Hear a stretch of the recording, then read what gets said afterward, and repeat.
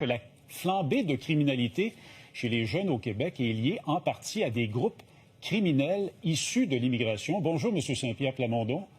Bonjour. Certains diront que c'est très délicat, voire peut-être dangereux de faire un tel lien. Expliquez-nous. C'est délicat, oui, mais je pense qu'il faut en parler dans la mesure où, comme société, on ne devrait jamais accepter que des mineurs servent de chair à canon pour des groupes criminalisés. Essentiellement, mon propos, c'est de constater qu'il y a des changements dans l'écosystème criminel, des groupes criminalisés beaucoup plus agressifs qui recrutent dès l'âge de 12 ans, 13 ans dans les écoles. Des noms comme Arab Power, donc l'appartenance ethnoculturelle ne fait pas de doute. Le recrutement se fait sur une base ethnoculturelle et regardez les pauvres victimes mineures, malheureusement des groupes issus de l'immigration, envers qui on a un devoir, c'est-à-dire on ne devrait pas fermer les yeux, agir de manière hypocrite, comme si ça n'avait pas lieu. C'est inacceptable et ça pose des questions de paix sociale à moyen et long terme très graves parce que si on laisse du crime organisé, pour lequel à l'évidence on est mal adapté, s'implanter, on a vu dans certaines villes européennes des quartiers où est-ce que la police ne veut même plus y aller, tellement que la sécurité s'est détériorée. Donc, c'est une sortie que j'avais faite en octobre dernier. J'avais demandé une commission parlementaire, plus de policiers, puis plus de travail communautaire en prévention. Et je trouve que la réponse du gouvernement en ce moment est totalement irresponsable. Et ça vient de ce que vous venez de dire, entre autres, c'est qu'il y a une omerta autour de ces sujets-là qui fait que personne n'ose en parler, donc on fait rien. À un moment donné, moi, je pense qu'il faut penser aux parents de ces enfants-là. Il faut penser à l'avenir de Montréal qui est rendu à avoir plus de meurtres que Toronto. À un moment donné, il faut se réveiller, je pense. Il y a effectivement des communautés culturelles. Je pense entre autres à la communauté maghrébine à Montréal, qui a dénoncé le fait, il y a un an, qu'il y avait énormément de recrutement parmi ces jeunes.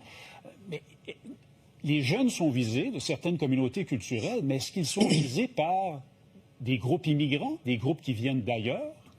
Ou ce sont des groupes implantés depuis très longtemps au Québec qui visent ces jeunes issus de milieux culturels? La transformation des groupes criminalisés et de leur modus operandi est quand même assez subite. Je n'ai pas l'expertise pour vous dire dans quel ordre ça a eu lieu, mais clairement, on vise des jeunes sur une base ethnoculturelle, puis ça vient avec une omerta, là, une intimidation, de sorte que même les familles ne veulent pas parler, c'est difficile pour les policiers d'intervenir. Si ce sont des immigrants qui visent ces jeunes-là, des groupes criminels qui viennent d'ailleurs. Ben, c'est des méthodes, en effet, qui viennent d'ailleurs. C'est-à-dire qu'on n'est pas dans ce qu'on a connu il y a 20-30 ans là, comme espèce d'équilibre. T'sais, même si on est tous contre le crime organisé, là, il y a toujours eu du crime organisé, mais dans certaines manières de procéder. Là, c'est une agressivité qu'on n'a pas vue et pour laquelle je trouve qu'on est mal adapté. Donc, s'il y a de la volonté politique, on peut faire une commission parlementaire et ensuite dire, on va faire une opération Carcajou, puis reprendre le contrôle, puis protéger ces jeunes-là. Mais je trouve qu'on agit comme si c'était le problème de personne. Et je préfère nommer les choses telles que je pense qu'elles se déroulent. Le but, c'est pas de blâmer, mais c'est simplement de nommer la gravité, nommer ce qui se passe, puis voir qui est en mode solution. Et pour avoir parlé aux parents d'origine maghrébine là, endeuillés, eux, ils demandent juste de collaborer, puis ils demandent juste de l'aide. Mais je veux dire, on s'en occupe pas.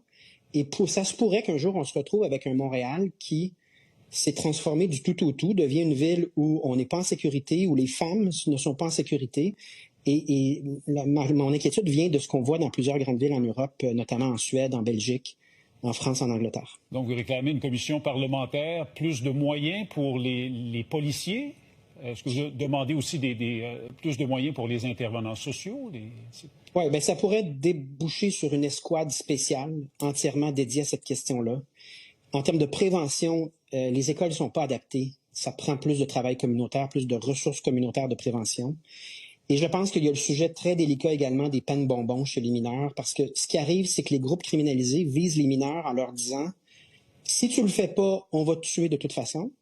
Et si tu le fais, fais-toi-en pas parce que tu vas avoir une petite tape sur les doigts, là, des travaux communautaires, une petite peine bonbon, puis tu vas pouvoir ressortir après. » Et c'est très insidieux, ça commence à 12, 13 ans. Lentement, ils rentrent dans la famille de ce groupe criminalisé qui s'en occupe, qui leur donne une appartenance.